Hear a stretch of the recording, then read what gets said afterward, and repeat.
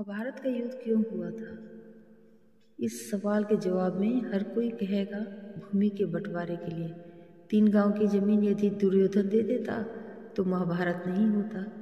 नमस्कार मित्रों, स्वागत है मेरे चैनल में। मैं हूँ सुधा मिश्रा और मैं आज आपको सुनाऊंगी महाभारत का कारण और भीष्म की 10 गलतियाँ। तो जैसा कि हम जानते हैं कि भूमि बंटवारे के लिए, लेकिन ये एक आधा अधूरा सच है। कहते हैं महाभारत का सारा प्रपंच भीष्म और श्री कृष्ण ने ही रचा था। भीष्म ने ऐसी 10 बड़ी भूल की थी जिनकी वजह से महाभारत का युद्ध हुआ।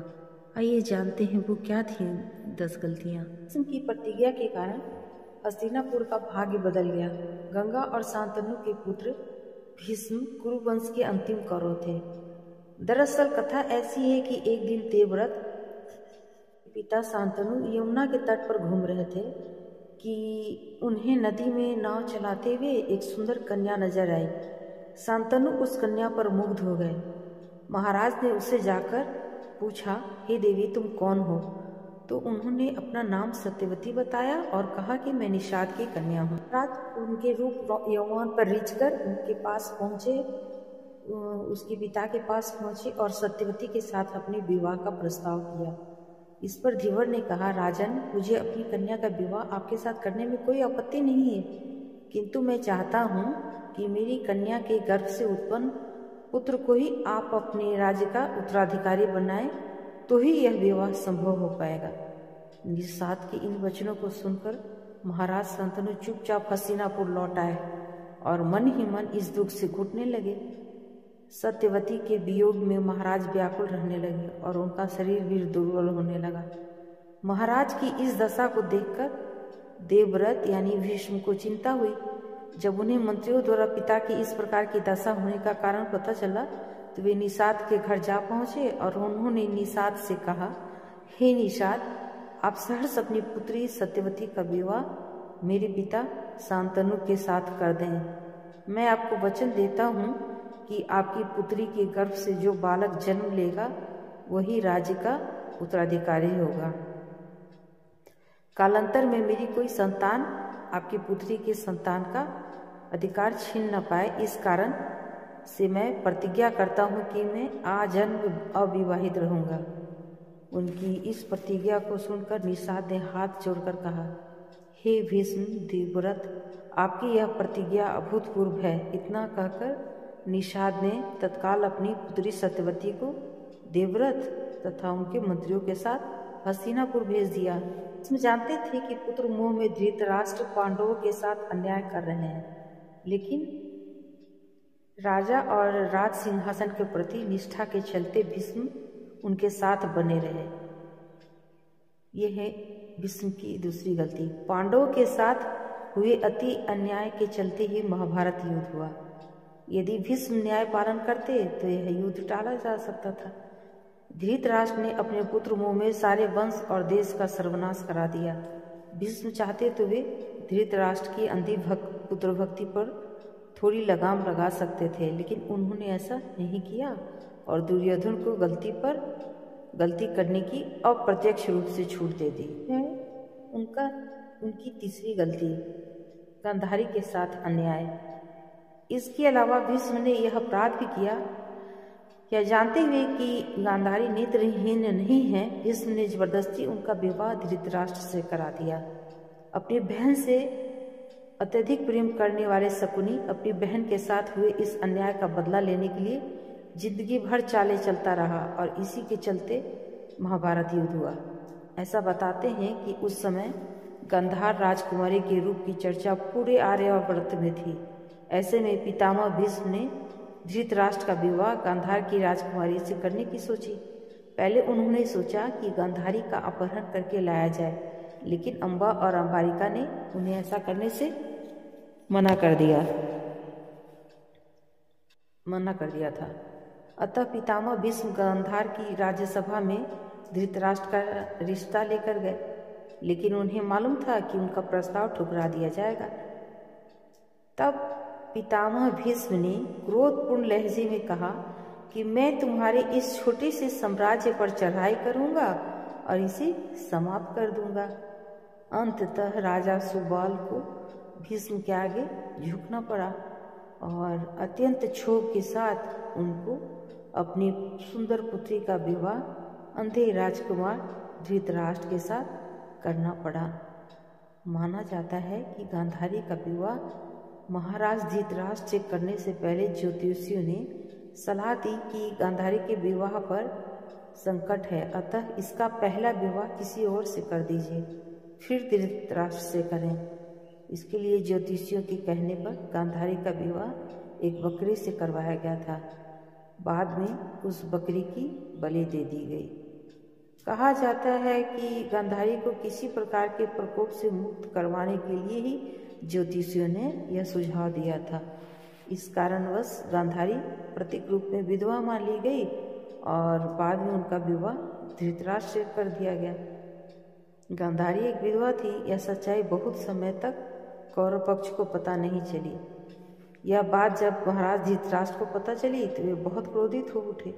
उन्होंने समझा कि गांधारी का पहले किसी से विवाह हुआ था और वह न मालूम किस कारण मारा गया।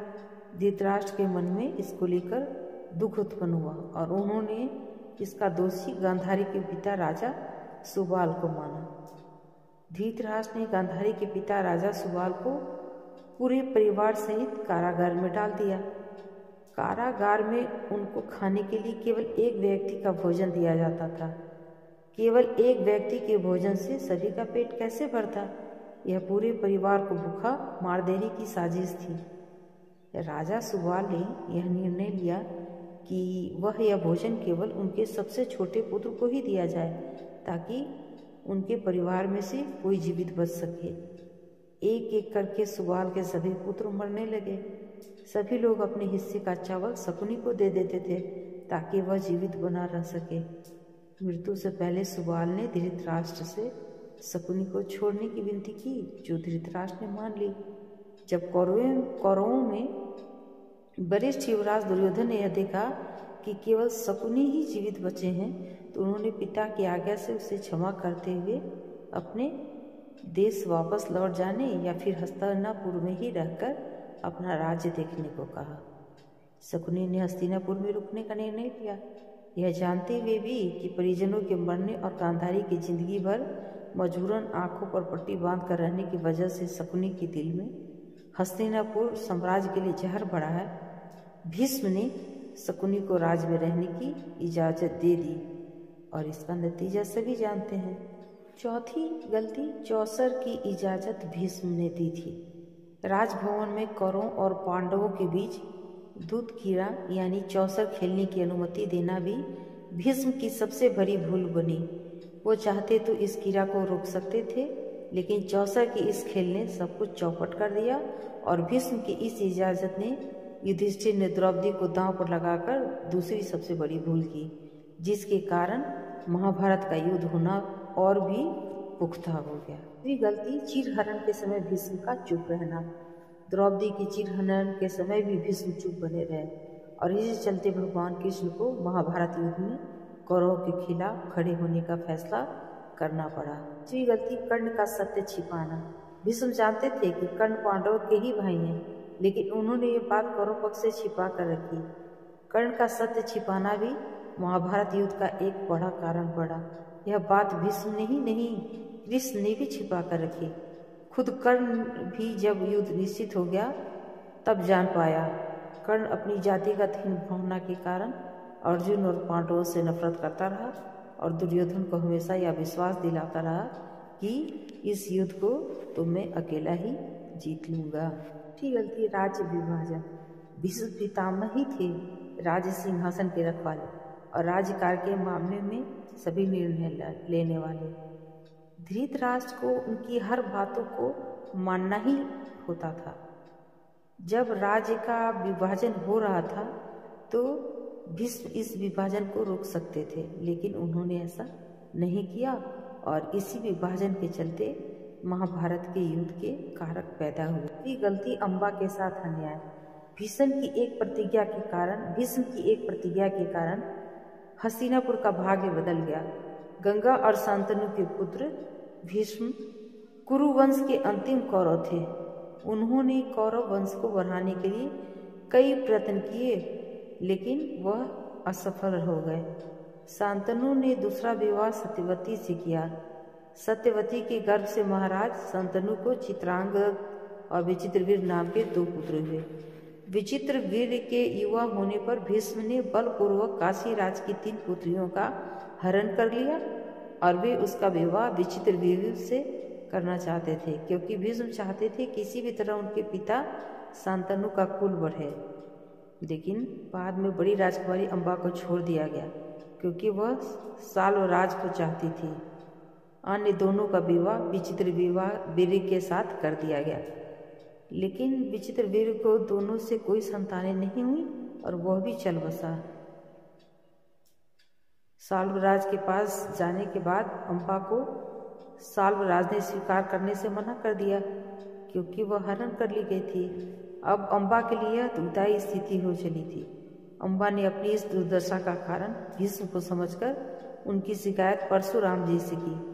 परशुराम जी ने अन्याय के खिलाफ लड़ने की ठानी।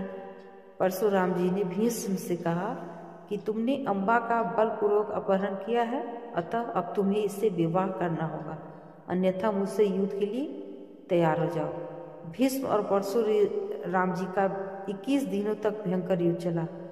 अंत में ऋषियों ने परशुराम को सारी व्यथा कथा सुनाई और भीष्म की स्थिति से भी उनको अवगत कराया। तब कहीं परशुराम जी ने युद्ध खत्म किया। इस स्थिति से अम्बा फिर से न्याय मिलने से वंचित हो गई। बाद में अम्बा ने बहुत ही द्रवित होकर भीष्म को कहा कि तुमने मेरा जीवन बर्बाद कर दिया और अब मुझसे विवाह करने से भी मना कर रहे हो। मैं सहाय स्त्री हूँ और तुम शक्तिशाली। तुमने अपनी शक्ति का दुरुपयोग किया। मैं तुम्हारा कुछ भी नहीं बिगाड़ सकती, लेकिन मैं पुरुष के रूप में दोबारा जन्म लूंगी और तब मैं तुम्हारे अंत का कारण बनूंगी। यही अम्बा प्राण त्याग कर शिखंडी के रूप में जन्म लेती है और भीष्म की मौत का कारण बन जाती है। पहली गलती दुर्योधन की गलतियों पर पर्दा डालना। भीष्म जानते थे कि दुर्योधन और शकुनी बुरी नीयत से कार्य करने वाले लोग हैं। राज्य और पांडवों के खिलाफ हर बार षड्यंत्र रचने में ही उनका सारा दिन निकल जाता था। यह जानते हुए भी भीष्म ने कि दुर्योधन को कुनीति या अनीति के मार्ग पर चलने से रोकने का कभी प्रयास नहीं किया। दुर्योधन द्वारा श्री कृष्ण के 5 गांव की मांग को ठुकराते हुए यह कहना कि बिना युद्ध के मैं सुई की नोक के बराबर भूमि भी नहीं दूंगा, तभी भीष्म चुप रहे और दुर्योधन के शांति प्रस्ताव को ठुकराने के कृत्य को नजरअंदाज करते रहे। 9वीं गलती वंश न बढ़ाने की गलती। सत्यवती एक निषाद कन्या थी। उसने शांतनु से विवाह के पूर्व ऋषि पराशर के साथ भी संबंध बनाए थे, जिसके चलते वेदव्यास का जन्म हुआ था। सत्यवती ने भीष्म से बार बार अनुरोध किया कि वे अपने पिता के वंश की रक्षा के लिए विवाह करके राजपाट संभाले, लेकिन भीष्म टस से मस नहीं हुए। अंत में सत्यवती ने भीष्म की अनुमति लेकर वेदव्यास के द्वारा अंबिका और अंबालिका के गर्भ से यथाक्रम धृतराष्ट्र और पांडु नाम के पुत्रों को उत्पन्न कराया। दरअसल सत्यवती और शांतनु के पुत्र विचित्रवीर की 2 पत्नियां अंबिका और अंबालिका थीं। दोनों को कोई पुत्र नहीं हो रहा था, तो सत्यवती के पुत्र वेदव्यास माता की आज्ञा मानकर बोले, माता आप उन दोनों रानियों से कह दीजिए कि वे मेरे सामने से निर्वस्त्र होकर गुजरें, जिससे कि उनको गर्भ धारण होगा। सबसे पहले बड़ी रानी अंबिका और फिर छोटी रानी अंबालिका गई, पर अंबिका ने उनके तेज से डरकर अपने नेत्र बंद कर लिए, जबकि अंबालिका वेदव्यास को देखकर भय से पीली पड़ गई। वेदव्यास लौटकर माता से बोले, माता अंबिका को बड़ा तेजस्वी पुत्र होगा, किंतु नेत्र बंद कर लेने के दोष के कारण वह अंधा होगा, जबकि अंबालिका के गर्भ से पांडु रोग से ग्रसित पुत्र पैदा होगा। यह जानकर कि माता सत्यवती ने बड़ी रानी अंबिका को पुनः वेदव्यास के पास जाने का आदेश दिया। इस बार बड़ी रानी ने स्वयं न जाकर अपनी दासी को वेदव्यास के पास भेज दिया। दासी बिना किसी संकोच के वेदव्यास के सामने से गुजरी। इस बार वेदव्यास ने माता सत्यवती के पास आकर कहा, माते, इस दासी के गर्भ से वेद वेदांत में पारंगत अत्यंत नीतिवान पुत्र उत्पन्न होगा। इतना कहकर वेदव्यास तपस्या करने चले गए। अंबिका से धृतराष्ट्र, अम्बलिका से पांडु और दासी से विदुर का जन्म हुआ। तीनों ही ऋषि वेदव्यास की संतान थी। धृतराष्ट्र से किसी प्रकार का पुत्र न मिलने पर गांधारी के साथ भी वेदव्यास ने वही किया जो अंबिका और अम्बालिका के साथ किया था। वेदव्यास की कृपा से ही 99 पुत्र और एक पुत्री का जन्म हुआ। पांडु तो अपनी पत्नी कुंती और माद्री के साथ जंगल चले गए थे, जहां उनकी मृत्यु हो गई थी। कुंती और माद्री ने क्रमशः सूर्य, पवन, इंद्र और अश्विन कुमारों के साथ संबंध बनाकर 5 पांडवों को जन्म दिया था।